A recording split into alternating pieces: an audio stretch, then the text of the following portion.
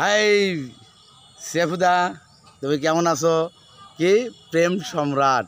আর শালা মাথায় নষ্ট, এই বয়সে প্রেম সম্রাট, তা আবার অল বিশ্ব অল রাউন্ডার, বিশাল ব্যাপার।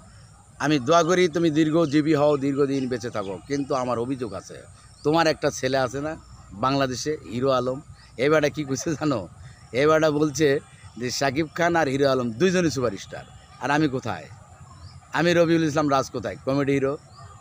এটা তো সবাই জানে, সব দর্শক জানে বাংলাদেশের, যে কমেডি হিরো হিসাবে সুপারস্টার সেটা হচ্ছে বাংলার গোবিন্দ রবিউল ইসলাম রাজ।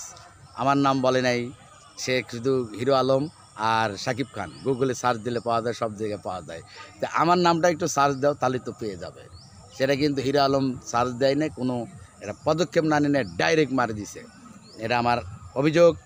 এটা তুমি সুষ্ঠু তদন্ত করে, সুষ্ঠু তদন্ত সাপেক্ষে হিরো আলমকে 100% কিছু তুমি বলবা, এটা আমি বিশ্বাস করি। কারণ তুমি হচ্ছ প্রেম সম্রাট আর আমি হচ্ছি প্রেম কুমার।